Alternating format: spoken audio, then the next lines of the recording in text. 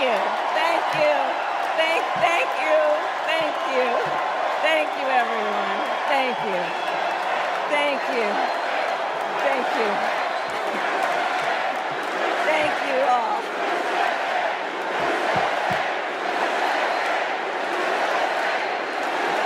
Thank you all. Okay, we got to get to some business. We got to get to some business. Okay, thank you all. Okay. Thank you, thank you, thank you, thank you, thank you. Thank you, thank you, please, thank you, please, thank you so very much. Thank you, everyone. Thank you, everyone. Thank you. Okay, let's get to business. Let's get to business. All right. So let me start by thanking my most incredible husband, Doug, for being an incredible partner to me, an incredible father to Cole and Ella, and happy anniversary, Dougie. I love you so very much. To our President, Joe Biden. When I think about the path that we have traveled together, Joe, I am filled with gratitude. Your record is extraordinary, as history will show, and your character is inspiring. And Doug and I love you and Jill and are forever thankful to you both.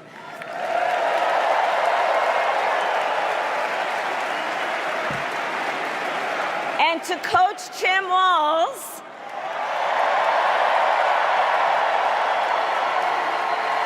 you are going to be an incredible vice president. And to the delegates and everyone who has put your faith in our campaign, your support is humbling.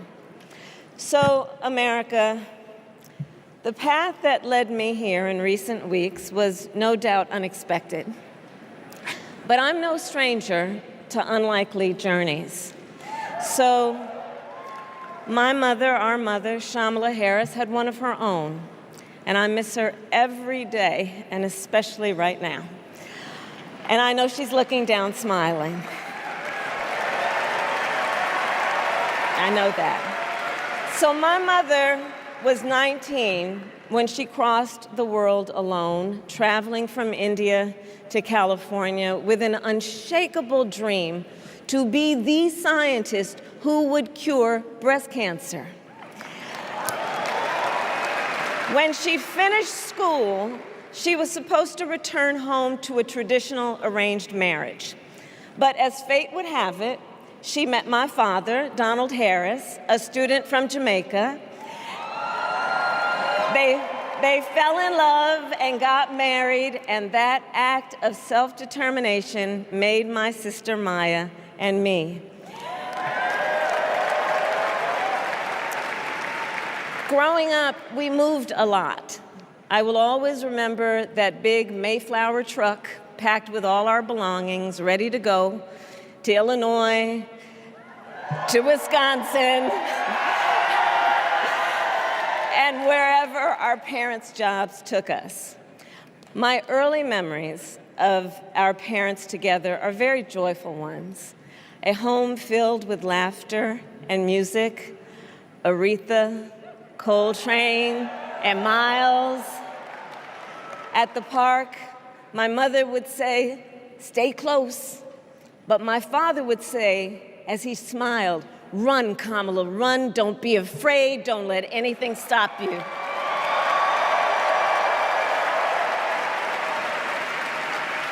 From my earliest years, he taught me to be fearless. But the harmony between my parents did not last. When I was in elementary school, they split up. And it was mostly my mother who raised us.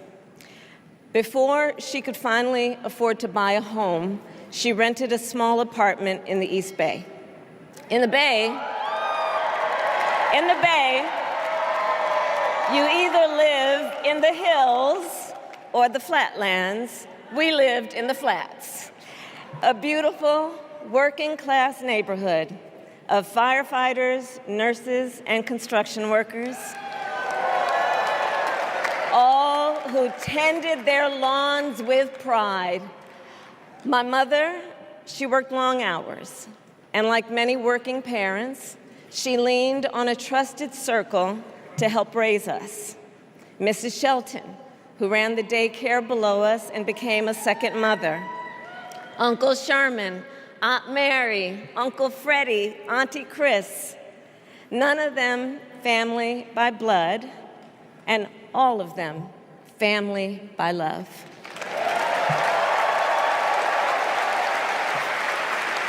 Family who taught us how to make gumbo, how to play chess, and sometimes even let us win. Family who loved us, believed in us, and told us we could be anything and do anything.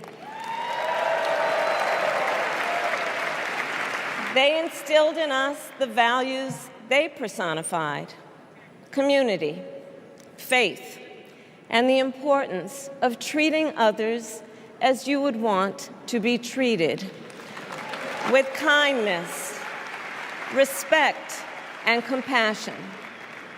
My mother was a brilliant, 5-foot-tall, brown woman with an accent.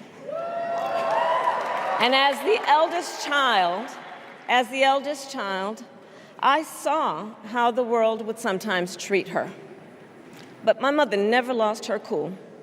She was tough, courageous, a trailblazer in the fight for women's health, and she taught Maya and me a lesson that Michelle mentioned the other night. She taught us to never complain about injustice, but do something about it. Do something about it. That was my mother. And she taught us, and she also taught us, and never do anything half-assed. And that is a direct quote. A direct quote. I grew up immersed in the ideals of the civil rights movement. My parents had met at a civil rights gathering, and they made sure that we learned about civil rights leaders, including the lawyers like Thurgood Marshall and Constance Baker Motley, those who battled in the courtroom to make real the promise of America. So at a young age, I decided I wanted to do that work. I wanted to be a lawyer. And when it came time to choose the type of law I would pursue, I reflected on a pivotal moment in my life. You see, when I was in high school, I started to notice something about my best friend, Wanda. She was sad at school, and there were times she didn't want to go home. So one day I asked if everything was all right, and she confided in me that she was being sexually abused by her stepfather. And I immediately told her she had to come stay with us, and she did. This is one of the reasons I became a prosecutor, to protect people like Wanda, because I believe everyone has a right to safety, to dignity, and to justice.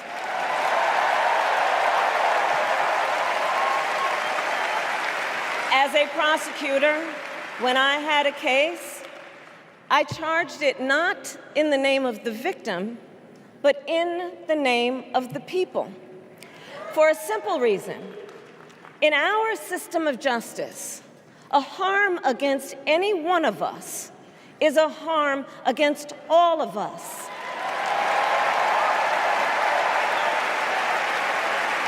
And I would often explain this to console survivors of crime, to remind them no one should be made to fight alone. We are all in this together. And every day in the courtroom, I stood proudly before a judge and I said 5 words: Kamala Harris for the people.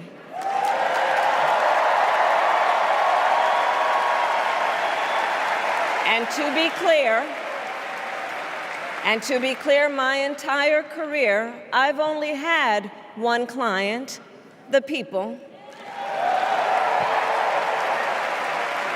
And so, on behalf of the people, on behalf of every American, regardless of party, race, gender, or the language your grandmother speaks, on behalf of my mother and everyone who has ever set out on their own unlikely journey, on behalf of Americans like the people I grew up with, people who work hard, chase their dreams, and look out for one another, on behalf of everyone whose story could only be written in the greatest nation on earth, I accept your nomination to be President of the United States of America.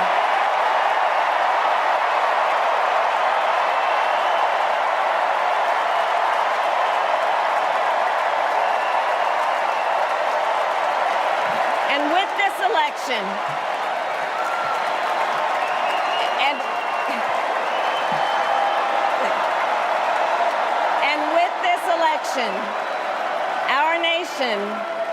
our nation with this election has a precious, fleeting opportunity to move past the bitterness, cynicism, and divisive battles of the past, a chance to chart a new way forward. Not as members of any one party or faction, but as Americans. And let me say, I know there are people of various political views watching tonight, and I want you to know, I promise to be a president for all Americans. You can always trust me to put country above party and self, to hold sacred America's fundamental principles, from the rule of law to free and fair elections to the peaceful transfer of power.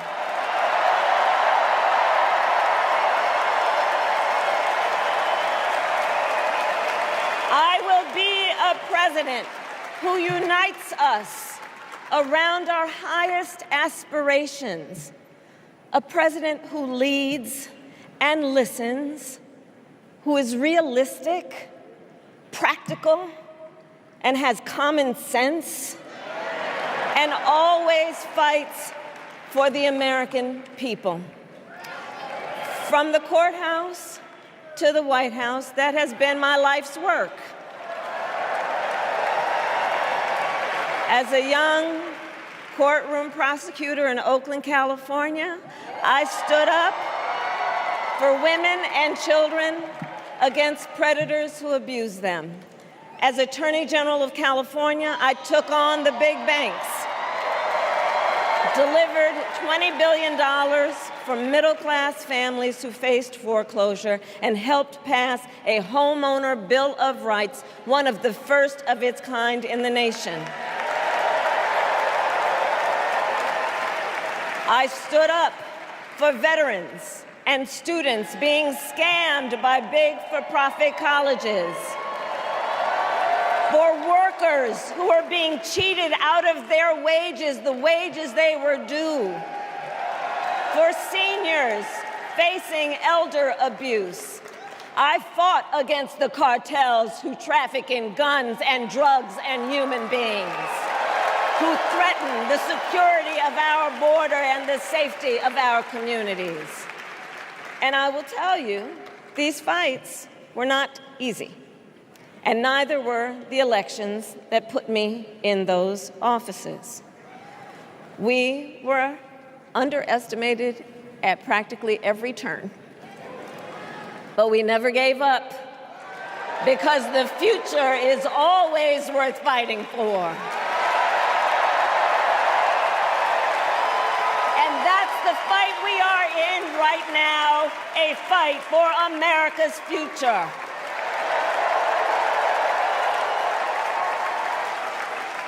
Fellow Americans, this election is not only the most important of our lives, it is one of the most important in the life of our nation. In many ways, Donald Trump is an unserious man. But the consequences of putting Donald Trump back in the White House are extremely serious. Consider not only the chaos and calamity when he was in office, but also the gravity of what has happened since he lost the last election. Donald Trump tried to throw away your votes.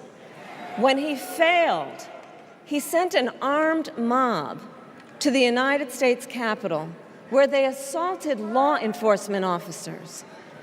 When politicians in his own party begged him to call off the mob and send help, he did the opposite. He fanned the flames. And now, for an entirely different set of crimes, he was found guilty of fraud by a jury of everyday Americans and separately found liable for committing sexual abuse. And consider what he intends to do if we give him power again. Consider his explicit intent to set free violent extremists who assaulted those law enforcement officers at the Capitol. His explicit intent to jail journalists, political opponents, and anyone he sees as the enemy. His explicit intent to deploy our active duty military against our own citizens. Consider the power he will have, especially after the United States Supreme Court just ruled that he would be immune from criminal prosecution. Just imagine Donald Trump with no guardrails, and how he would use the immense powers of the presidency of the United States, not to improve your life, not to strengthen our national security, but to serve the only client he has ever had, himself.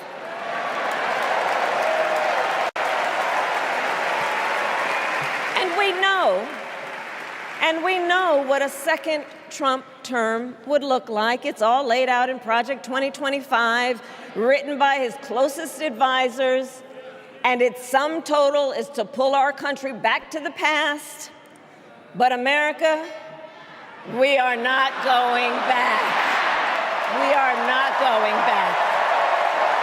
We are not going back. We are not going back to when Donald Trump tried to cut Social Security and Medicare.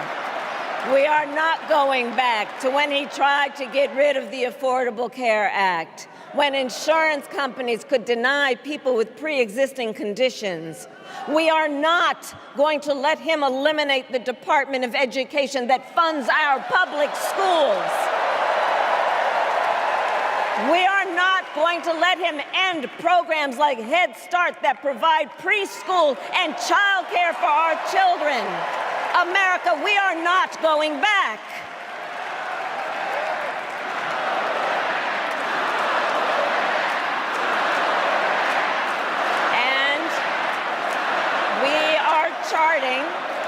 And we are charting a new way forward.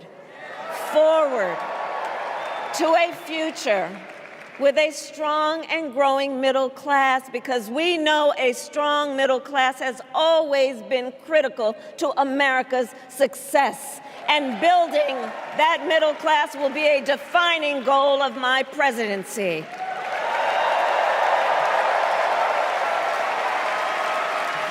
And I'll tell you, this is personal for me. The middle class is where I come from. My mother kept a strict budget.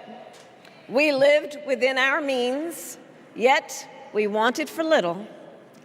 And she expected us to make the most of the opportunities that were available to us and to be grateful for them. Because, as she taught us, opportunity is not available to everyone. That's why we will create what I call an opportunity economy where everyone has the chance to compete and a chance to succeed. Whether you live in a rural area, small town, or big city. And as president, I will bring together labor and workers and small business owners and entrepreneurs and American companies to create jobs, to grow our economy, and to lower the cost of everyday needs like health care and housing and groceries. We will provide access to capital for small business owners and entrepreneurs and founders. And we will end America's housing shortage and protect Social Security and Medicare. Now compare that to Donald Trump, because I think everyone here knows he doesn't actually fight for the middle class. He doesn't actually fight for the middle class. Instead, he fights for himself and his billionaire friends. And he will give them another round of tax breaks that will add up to $5 trillion to the national debt. And all the while, he intends to enact what in effect is a national sales tax, call it a Trump tax, that would raise prices on middle-class families by almost $4,000 a year. Well, instead of a Trump tax hike, we will pass a middle-class tax cut that will benefit more than 100 million Americans.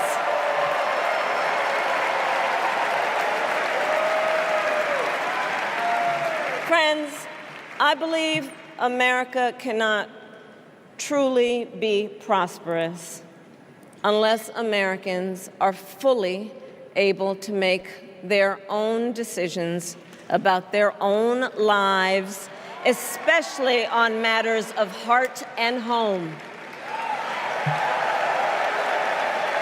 But tonight, in America, too many women are not able to make those decisions. And let's be clear about how we got here. Donald Trump handpicked members of the United States Supreme Court to take away reproductive freedom. And now he brags about it. In his words, quote, "I did it and I'm proud to have done it," end quote. Well, I'll tell you, over the past 2 years, I've traveled across our country, and women have told me their stories.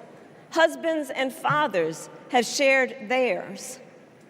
Stories of women miscarrying in a parking lot, developing sepsis, losing the ability to ever again have children, all because doctors are afraid they may go to jail for caring for their patients.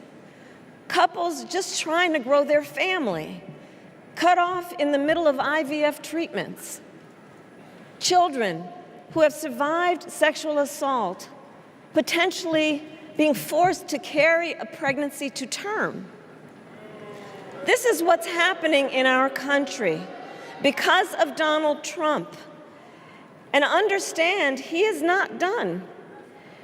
As a part of his agenda, he and his allies would limit access to birth control, ban medication abortion, and enact a nationwide abortion ban with or without Congress. And get this, he plans to create a national anti-abortion coordinator and force states to report on women's miscarriages and abortions. Simply put, they are out of their minds.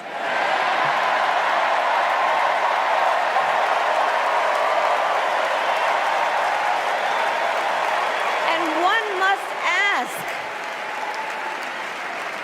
must ask, why exactly is it that they don't trust women? Well, we trust women. We trust women. And when Congress passes a bill to restore reproductive freedom, as President of the United States, I will proudly sign it into law.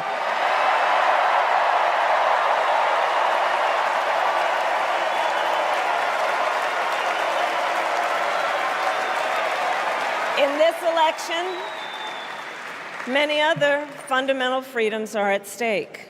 The freedom to live safe from gun violence in our schools, communities, and places of worship. The freedom to love who you love openly and with pride. The freedom to breathe clean air and drink clean water and live free from the pollution that fuels the climate crisis. And the freedom that unlocks all the others, the freedom to vote. With this election, we finally have the opportunity to pass the John Lewis Voting Rights Act and the Freedom to Vote Act.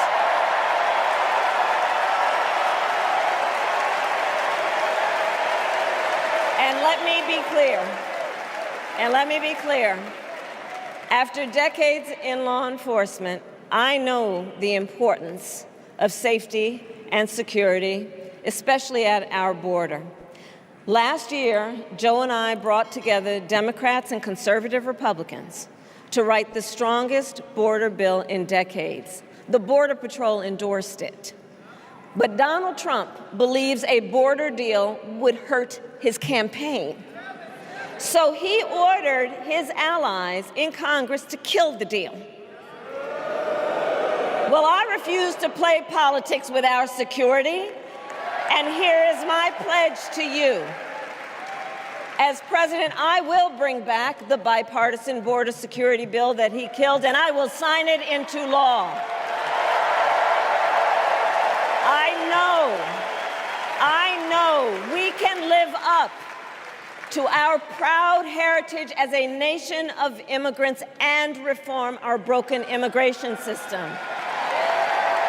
We can create an earned pathway to citizenship and secure our border.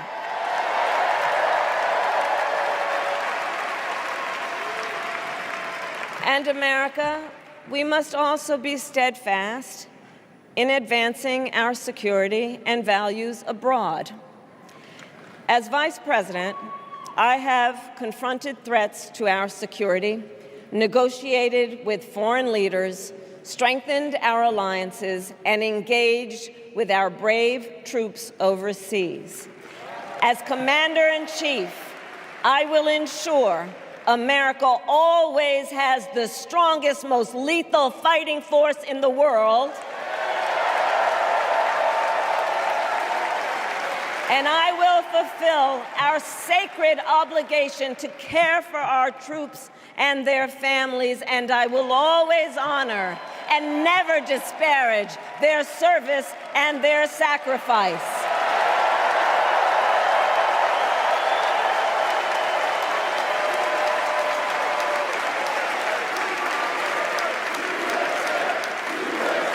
I will make sure that we lead the world into the future on space and artificial intelligence, that America, not China, wins the competition for the 21st century, and that we strengthen, not abdicate, our global leadership. Trump, on the other hand, threatened to abandon NATO. He encouraged Putin to invade our allies, said Russia could, quote, do whatever the hell they want. 5 days before Russia attacked Ukraine, I met with President Zelensky to warn him about Russia's plan to invade. I helped mobilize a global response, over 50 countries, to defend against Putin's aggression. As president, I will stand strong with Ukraine and our NATO allies.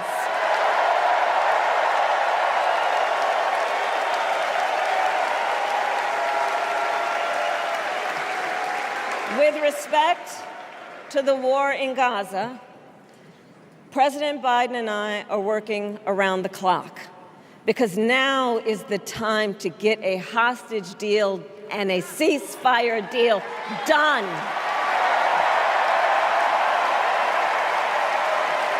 And let me be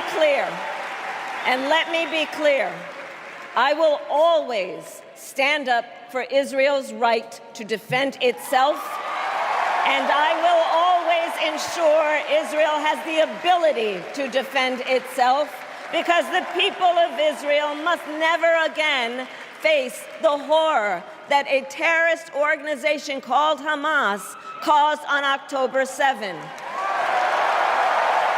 including unspeakable sexual violence and the massacre of young people at a music festival. At the same time, what has happened in Gaza over the past 10 months is devastating. So many innocent lives lost. Desperate, hungry people fleeing for safety over and over again. The scale of suffering is heartbreaking. President Biden and I are working to end this war such that Israel is secure, the hostages are released, the suffering in Gaza ends, and the Palestinian people can realize their right to dignity, security, freedom, and self-determination.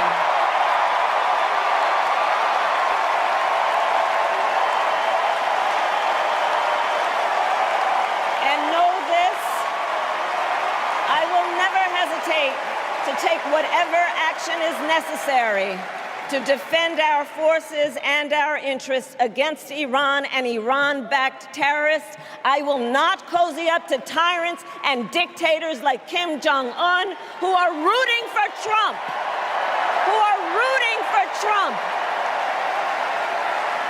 Because, you know, they know he is easy to manipulate with flattery and favors. They know Trump won't hold autocrats accountable because he wants to be an autocrat himself. And as president, I will never waver in defense of America's security and ideals, because in the enduring struggle between democracy and tyranny, I know where I stand and I know where the United States belongs.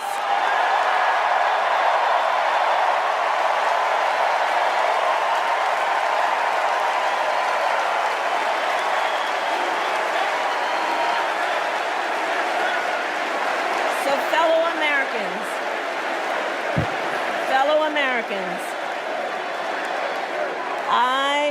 I love our country with all my heart. Everywhere I go, in everyone I meet, I see a nation that is ready to move forward, ready for the next step in the incredible journey that is America. I see an America where we hold fast to the fearless belief that built our nation and inspired the world, that here, in this country, anything is possible, that nothing is out of reach. An America where we care for one another, look out for one another, and recognize that we have so much more in common than what separates us. That none of us has to fail for all of us to succeed. And that in unity there is strength. You know, our opponents in this race are out there every day denigrating America, talking about how terrible everything is. Well, my mother had another lesson she used to teach. Never let anyone tell you who you are. You show them who you are. America, let us show each other and the world who we are and what we stand for. Freedom, opportunity, compassion, dignity, fairness, and endless possibilities.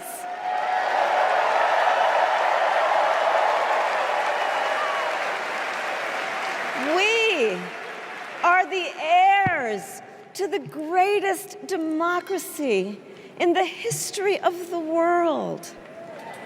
And on behalf of our children and our grandchildren and all those who sacrificed so dearly for our freedom and liberty, we must be worthy of this moment. It is now our turn to do what generations before us have done, guided by optimism and faith, to fight for this country we love, to fight for the ideals we cherish, and to uphold the awesome responsibility that comes with the greatest privilege on earth, the privilege and pride of being an American.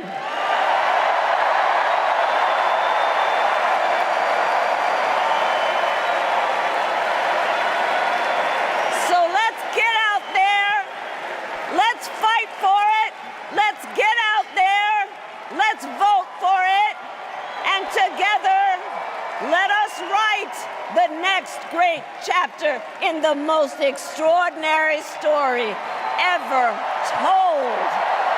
Thank you. God bless you, and may God bless the United States of America.